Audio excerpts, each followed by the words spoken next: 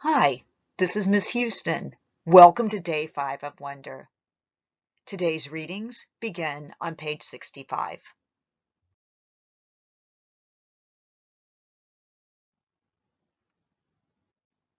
Mr. Brown's October Precept. Mr. Brown's precept for October was, "Your deeds are your monuments." He told us this was written on the tombstone of some Egyptian guy that had died thousands of years ago. Since we were just about to start studying ancient Egypt and history, Mr. Brown thought it was a good choice for a precept.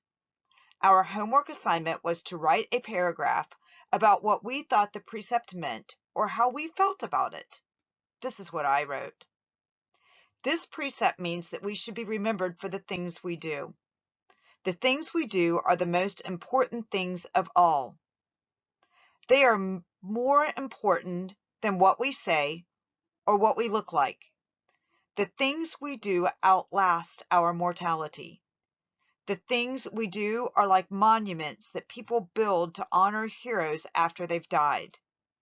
They are like the pyramids that the Egyptians built to honor the pharaohs. Only, instead of being made out of stone, they're made out of the memories people have of you. That is why your deeds are like your monuments, built with memories instead of with stone.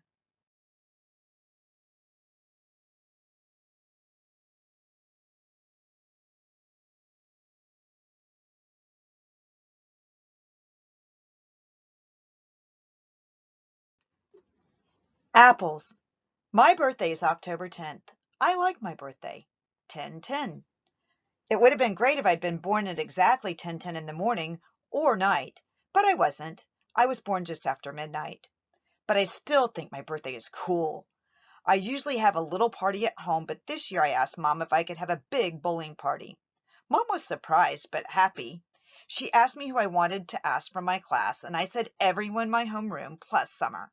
"That's a lot of kids, Augie," said Mom. "I have to invite everyone because I don't want anyone to get their feelings hurt if they find out other people are invited and they aren't. Okay?" "Okay," Mom agreed. "You even want to invite that what's the deal kid?" "Yeah, you can invite Jillian," I answered. "Geez, Mom, you should forget about that already." "I know, you're right." A couple of weeks later, I asked Mom who was coming to my party. She said, "Jack Will, Summer, Reed Kingsley, both Maxes, and a couple of other kids they said were going to try to be there." "Like who?" "Charlotte's mom said Charlotte had a dance recital earlier in the day, but she was going to try to come to your party if time allowed. And Tristan's mom said he might come after his soccer game." "So that's it?" I asked. "That's like 5 people." "That's more than 5 people, Augie. I think a lot of people just had plans already," Mom answered. We were in the kitchen. She was cutting one of the apples we had just gotten at the farmer's market into teensy-weensy bites so I could eat it. "What kind of plans?" I asked. "I don't know, Augie. We sent out the Evites kind of late." "Like, what did they tell you, though? What reasons did they give?"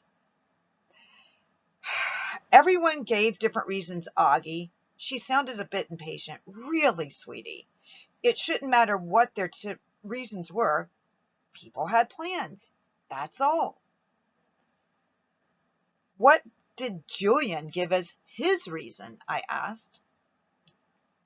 "You know," said Mom, "his mom was the only person who didn't RSVP at all." She looked at me. "I guess the apple doesn't far fall from the tree." I laughed because I thought she was making a joke. But then I realized she wasn't. "What does that mean?" I asked. "Never mind. Now go wash your hands so you can eat." My birthday party turned out to be much smaller than I had thought it would be, but it was still great. Jack, Summer, Reed, Tristan, and both Maxes came from school. And Christopher came too, all the way from Bridgeport with his parents. And Uncle Ben came. And Aunt Kate and Uncle Poe drove in from Boston. though Tata and Papa were in Florida for the winter. It was fun because all of the grown-ups ended up bowling in one lane next to ours. So it really felt like there were a lot of people there to celebrate my birthday. Halloween. At lunch the next day, Summer asked me what I was going to be for Halloween. Of course, I'd been thinking about it since last Halloween, so I knew right away. Boba Fett. You know you can wear a costume to school on Halloween, right? No way, really? So long as it's politically correct. What? Like no guns and stuff? Exactly. What about blasters? I think a blaster's a gun, Augie. Aw, man, I said, shaking my head. Boba Fett has a blaster. At least we don't have to come to school like a character in a book anymore. In the lower school, that's what you had to do. Last year, I was the Wicked Witch from the West from The Wizard of Oz. But that's a movie, not a book. Hello, Summer answered. It was a book first, one of my favorite books in the world, actually. My dad used to read it to me every night in the first grade. When Summer talks, especially when she's excited about something, her eyes squint like she's looking right at the sun. I hardly ever see Summer during the day, since the only class we have together is English. But ever since that first lunch at school, we've sat at the summer table together every day, just like the two of us. So what are you going to be? I asked her. I don't know yet. I know what I'd really like to go as, but I think it might be too dorky. You know, Savannah's group isn't even wearing costumes this year. They think we're too old for Halloween. What? That's just dumb. I know, right? I thought you didn't care about what those girls think. She shrugged and took a long drink of her milk. So what dorky thing do you want to dress up as? I asked, smiling. Promise not to laugh? She raised her eyebrows and her shoulders, embarrassed. A unicorn. I smiled and looked down at my sandwich. Hey, you promised not to laugh, she laughed. Okay, I said. But you're right. That is too dorky. I know, she said, but I have it all planned out. I'd make the head out of paper mache and paint the horn gold and make the mane gold too. It would be so awesome. Okay, I shrugged. Then you should do it. Who cares what other people think, right? Maybe what I'll do is wear it for the Halloween parade, she said, snapping her fingers. And I'll just be like goth girl for school. Yeah, that's it. That's what I'll do. Sounds like a plan, I nodded. Thanks, Augie, she giggled. You know, that's what I like about you the best. I feel like I can tell you anything. Yeah, I answered, nodding. I gave her a thumbs up sign. Cool beans.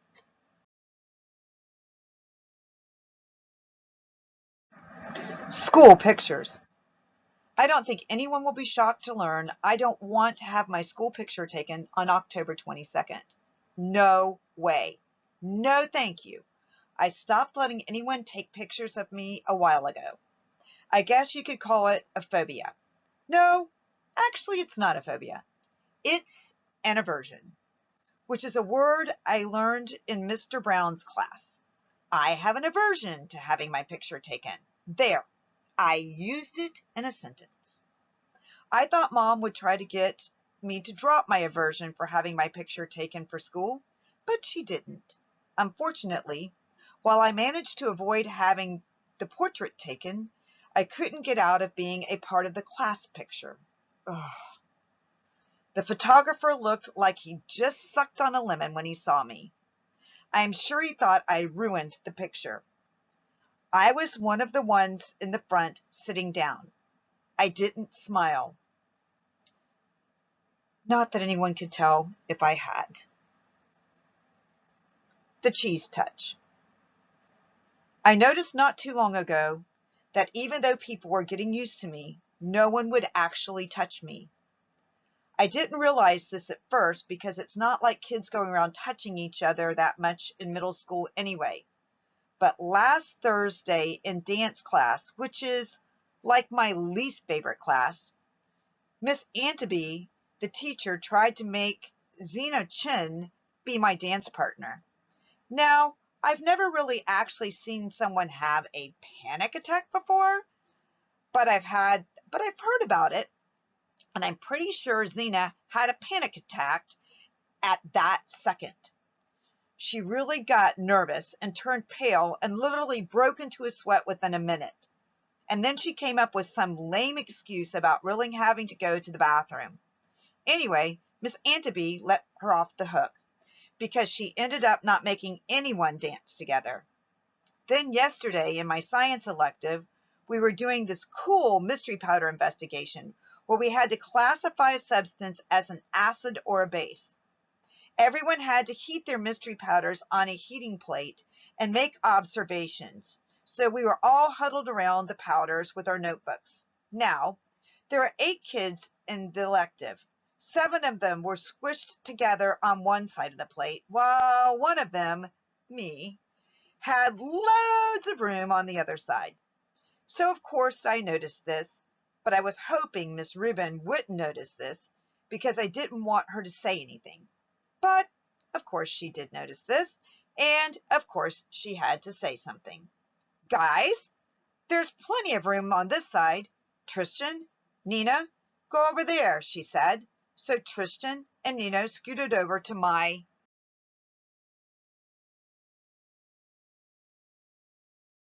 side. Tristan and Nino have always been okay nice to me. I want to go on record as saying that.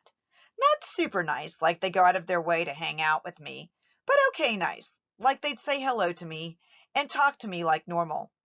And they didn't even make a face when Miss Rubin told them to come to my side, which a lot of kids would do when they think I wasn't looking.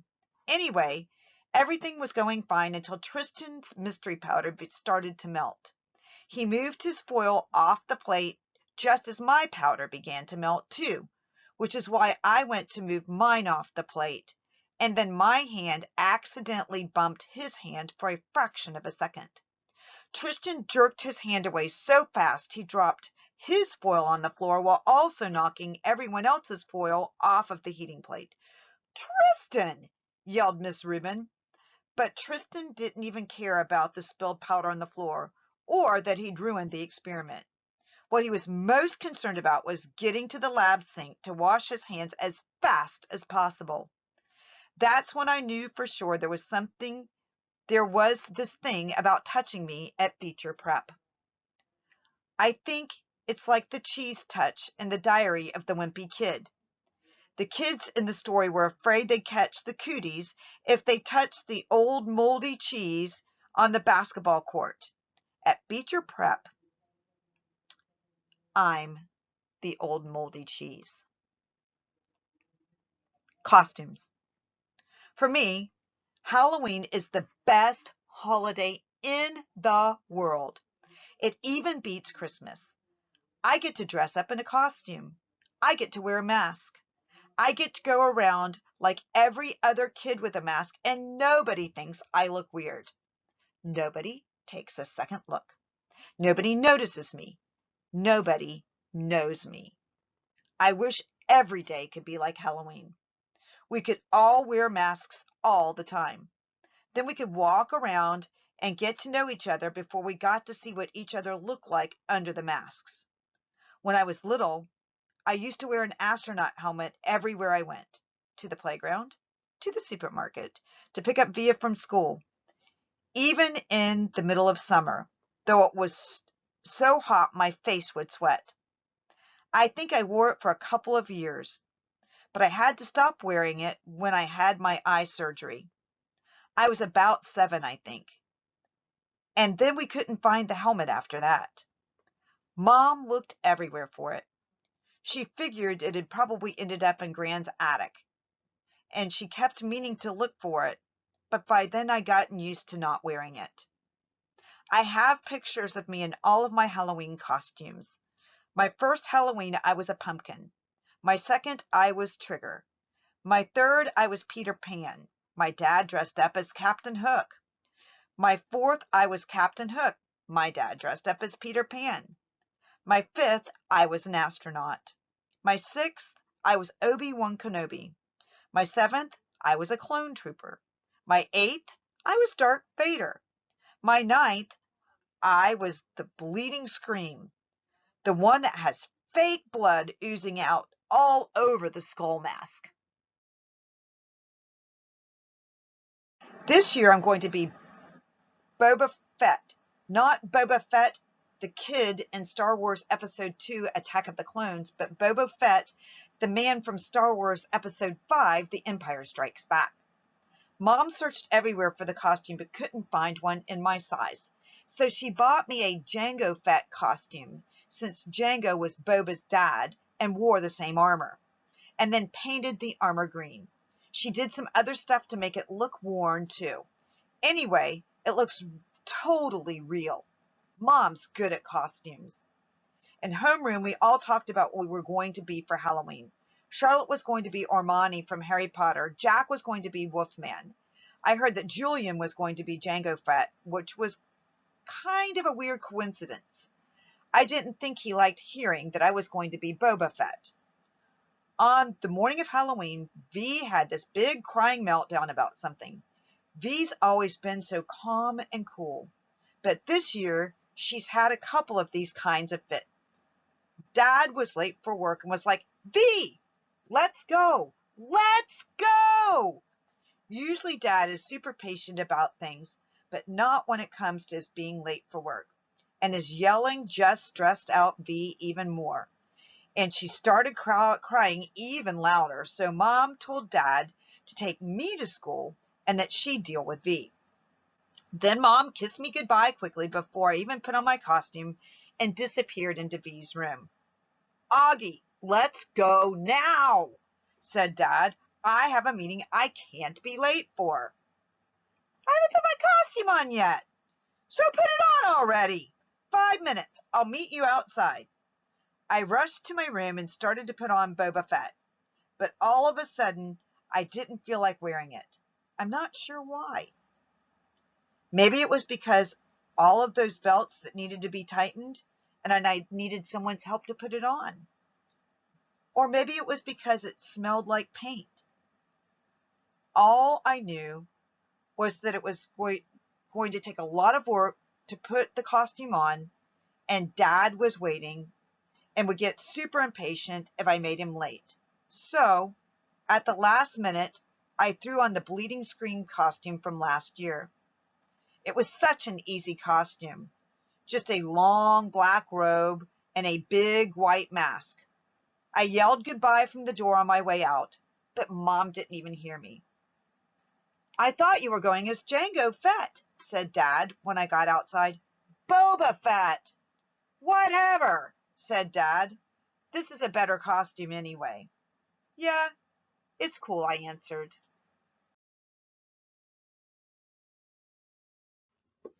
The Bleeding Scream. Walking through the halls that morning on my way to the locker was, I have to say, absolutely awesome. Everything was different. I was different. Where I usually walked with my head down trying to avoid being seen, today I walked with my head up, looking around. I wanted to be seen.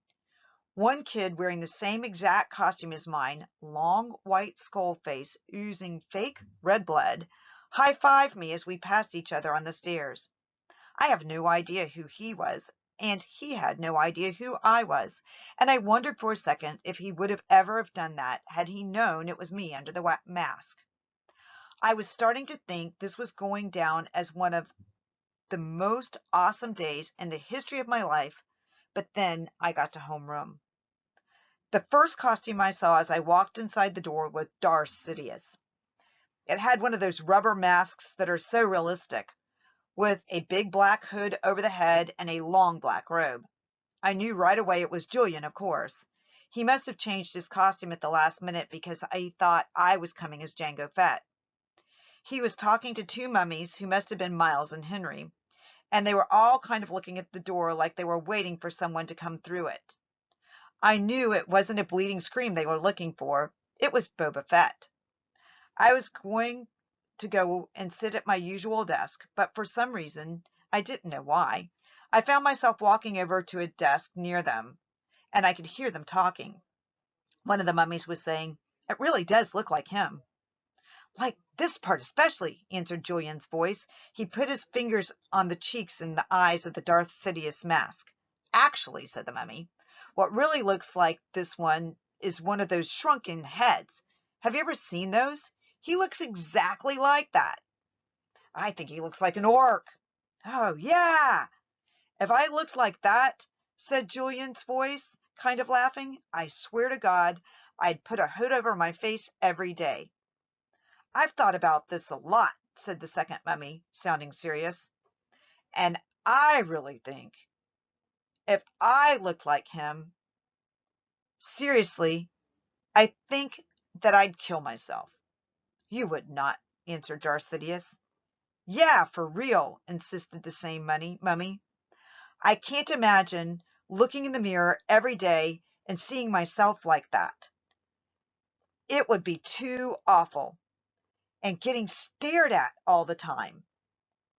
"Then why do you hang out with him so much?" asked Darth Sidious. "I don't know," answered the mummy. "Tushman asked me to hang out with him at the beginning of the year, and he must have told all of the teachers to put us next to each other in our classes or something." The mummy shrugged. I knew the shrug. Of course. I knew the voice. I knew I wanted to run out of the class right then and there, but I stood where I was and listened to Jack Will finish what he was saying. "I mean, the thing is, he always follows me around. What am I supposed to do?" "Just ditch him," said Julian. I don't know what Jack answered because I walked out of the class without anyone knowing I had been there. My face felt like it was on fire while I walked back down the stairs. I was sweating under my costume and started crying. I couldn't keep it from happening. The tears were so thick in my eyes I could barely see, but I couldn't wipe them through the mask as I walked. I was looking for a tiny spot to disappear into. I wanted a hole I could fall inside of. A little black hole that would eat me up. Names: Rat Boy, Freak, Monster, Freddy Krueger, E.T., Gross Out, Lizard Face, Mutant. I knew all of the names they called me. I've been in enough playgrounds to know kids can be mean. I know, I know, I know. I ended up in the second floor bathroom. No one was there because first period had started and everyone was in class. I locked the door to my stall and took off my mask and just cried for I don't know how long. Then I went to the nurse's office and told her I had a stomach ache, which was true, because I felt like I'd been kicked in the gut. Nurse Molly called Mom and had me lie down on the sofa next to her desk. 15 minutes later, Mom was at the door. "Sweetness," she said, coming over to hug me. "Hi," I mumbled.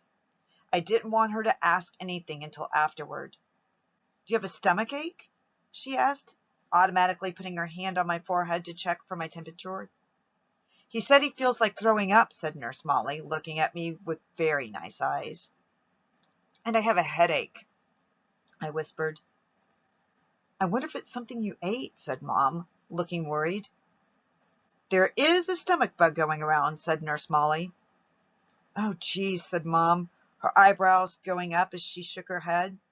She helped me to my feet. "Should I call a taxi, or are you okay walking home?" "I can walk." "What a brave kid," said Nurse Molly, patting me on the back as she walked us towards the door. If he starts throwing up or runs a temperature, you should call the doctor. Absolutely, said Mom, shaking Nurse Molly's hand. Thank you so much for taking care of him. My pleasure, answered Nurse Molly, putting her hand under my chin and tilting my face up. You take care of yourself, okay? I nodded and mumbled, thank you. Mom and I hug walked the whole way home. I didn't tell her anything about what had happened, and later when she asked me if I felt well enough to go trick-or-treating after school, I said no. This worried her since she knew how much I usually loved trick-or-treating. I heard her say to Dad on the phone, he doesn't even have the energy to go trick-or-treating. No fever at all. Well, I will if he doesn't get any better by tomorrow. I know. Poor thing. Imagine his missing Halloween. I got out of going to school the next day, too, which was Friday. So I had the whole weekend to think about everything. I was pretty sure I would never go back to school again.